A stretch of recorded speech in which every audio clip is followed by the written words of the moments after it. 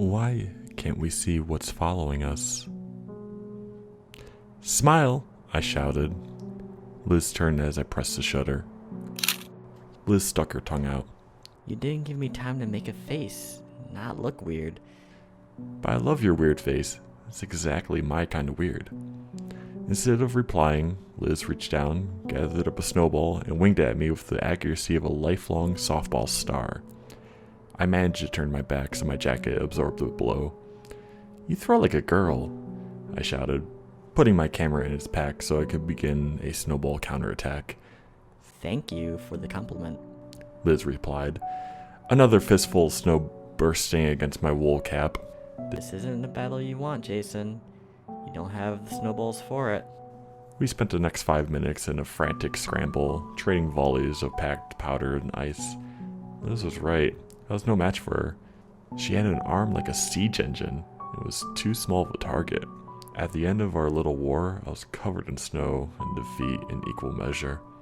I give up, I called out, hands up. You win. I shall be just and merciful in my victory. Liz promised, brushing snow from my shoulder. As my first declaration as Ice Queen, I need you to take better pictures of me when I have a minute to actually prepare. As you wish, I said, setting up my camera. Liz climbed up to the ridge and posed next to a pine tree. The sun was high above her, though hidden in low, gray clouds that threatened more snow. We were about a half a mile into the forest from our rented cabin in the Yukon. It was freezing and isolated and perfect. I never knew the Canadian wilderness could be so stunning. I was lining Liz up when I saw a distortion through the viewfinder. It was only a ripple, like a heat wave rising off of August asphalt, and it only lasted for a split second, but it made me lean away from the camera for a better look. I spotted a blur on the ridge across from where Liz and I were standing, maybe a quarter mile.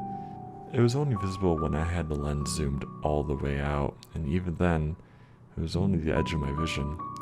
Staring through all the trees, and at the other high point, I couldn't make out anything unusual. Hey, I'm ready for my close-up, Mr. Photographer, Liz said, doing her best Marilyn Monroe pout. I shook the distortion out of my head and brought the camera back up. Say cheese! We spent the rest of the afternoon hiking through the narrow deer trails and over a cascade of snowdrifts. It was peaceful, and a calm kind of empty that was free from distractions. I alternated between taking pictures of Liz when she wasn't looking and photos of wildlife. We came across woodpeckers and geese and sparrows flitting between evergreens. There was a lynx as well, though we mostly only saw their tracks.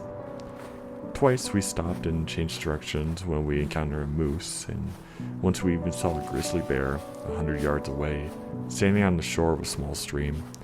It was swatting at the water, and every few splashes resulted in a fat pink salmon getting tossed on the bank. We kept our distance while I quietly snapped a picture of all the full riot of nature around us. The day was perfect, other than the increasing encounters with the shimmer. It wasn't in every photo, but I began to notice it more and more as the afternoon drifted towards evening. Whatever the distortion was, it was getting closer. It followed along behind us over the hills and across the streams. I kept catching a glimpse of it out of the corner of my eye or my lens, always keeping its distance, always just out of focus. I tried to point the glimmer out to Liz a few times, but it was always gone when she looked. Maybe I was just seeing things, little spots or floaters in my eyes from too much squinting into the camera. But just as we were finishing our route and nearly back at the cabin, I began to see a form inside this distortion. Something nearly human. Just my imagination, I tried to convince myself. Just shadows on the snow. We made it back to the cabin a half hour before sundown. The light was long and weak across the white fields. The sky was blue and gold against cloud cover, but quickly on its way to an evening purple. It was cold with the temperature dropping in time of the sun. Wind snapped at our heels as we rushed towards the cabin. I swiveled to take one last snapshot of the sunset and saw the distortion again, only a few feet down the path behind us. I hurried Liz inside and locked the door and threw the bolt. You okay? Liz asked, one eyebrow lifted. Sure, yeah, just glad to be home. That wasn't a complete lie. I had fallen a little in love with our rented cabin over the past 2 days. It was a single story containing a handful of connected rooms. Kitchen, bathroom, single bedroom, a combination den and dining room. The walls were cedar logs notched and wedged together.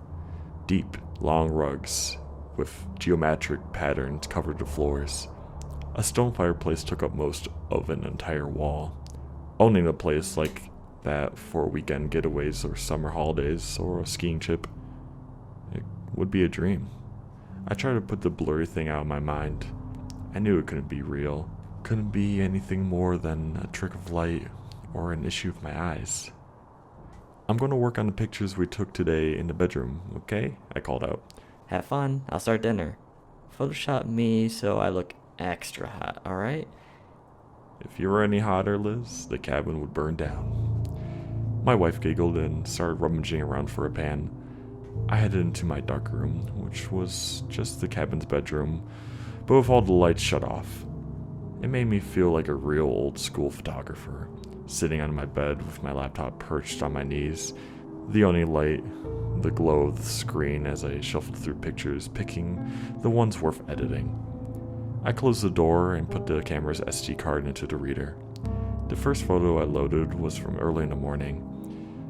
It was a timed selfie of Liz and I in front of the cabin. A strong breeze was pushing her dark hair around in her hood and across her face, but I could still see her smile. I dragged the photo to the keep folder. The next dozen of pictures were of the woods around the cabin, then about 40 photos of a blue jay just chilling on the branch. Not sure what got into me with that. About 10 minutes of sorting through pictures in the dark, I got to the one that I took of Liz on the ridge when I first saw the blur. Only, it wasn't a blur in the photo. There was clearly something in the background. It was out of focus and hard to see details, but it looked like another hiker wearing all red. How did we not notice someone else on the trail right behind us? I considered calling for Liz, but didn't want to freak her out. Letting out a quick breath, I got ready to go through the rest of the pictures.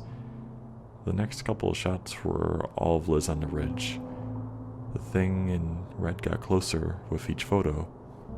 Closer and clearer. Jesus Christ, I whispered. Whatever was following us wasn't wearing red. It was red. The raw red of skinned deer. The creature was the size and shape of a man, but naked, fleshless. A walking chunk of exposed muscle and meat. Its face was the hardest place to look. Wormy pink tendons stretched across the dull pieces of white bone. Blood vessels and nerves twitching. I couldn't be sure due to the lack of skin, but the thing seemed to be almost smiling wide as it followed us. It crept behind us, partially hidden in every photo. Sometimes it leaned out from trees, only its lidless eyes visible. Once or twice I even spotted it above us, moving through bare branches or lurking in the shadows of an evergreen. The creature was playful? In some pictures it was only pretending to hide, in others it took exaggerated tiptoe steps, like some twisted cartoon character. It was toying with us, invisible except to my camera, and it got closer with every photo. I suddenly felt very alone in the dark. There were a few pictures left, but I jumped to that last one, the final snapshot from outside the cabin. The red thing was on the path right behind us, where I'd see the distortion. It had one fleshless arm raised, It was pointing at Liz and smiling wider than ever. I shot to my feet. "Liz!" I shouted. It took me a moment to orient myself in the dark, but I was able to make my way over to the light switch. I nearly tripped as I rushed to the door. Liz, where are you?" My wife wasn't in the kitchen or the living room or anywhere else in the small cabin. The front door was open, but the only tracks in the snow were old boot prints. Still, I followed them as far as I could until fresh falling snow erased them a quarter mile into the forest. The rangers and the search teams never found any sign of Liz. It's been 6 years. I rented the cabin again every year, right around the time of her disappearance. I spend a week hiking the woods with my camera looking for Liz and for the thing that took her.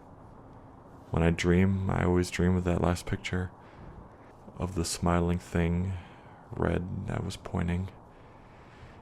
If I acted faster, if I'd been with her, I should have protected her.